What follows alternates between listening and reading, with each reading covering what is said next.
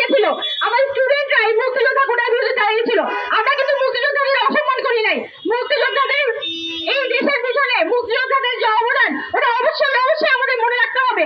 কিন্তু যে মুক্তিযোদ্ধার মাধ্যমে আমি একটা বৈষম্যহীন সমাজের সমাজ প্রতিষ্ঠা করতে চেয়েছিলাম, যে সাম্য, মানবিক মর্যাদা এবং সামাজিক ন্যায় বিচারে সমাজ প্রতিষ্ঠা করতে চেয়েছিলাম, সেই মুক্তিযোদ্ধা কোটা আজকে 2024 সালে এসে একটা মুক্তিযোদ্ধা করে অমুক্তিযোদ্ধা নামে একটা কাস্ট ডিভিশন ক্রিয়েট করছে সোসাইটির মধ্যে। আমরা ছাত্র ফেডারেশন থেকে এই সরকারের যে পায়দারা এই মুক্তিযোদ্ধা কোটাটাকে পুনর্বহাল করে পুনরায় গভর্নমেন্টের প্রতিটা ক্ষেত্রকে নতুন করে আসলে এখানে নিয়ন্ত্রণ কাজ করছে, আমরা সেই জায়গাটার বিরুদ্ধে দাঁড়াই।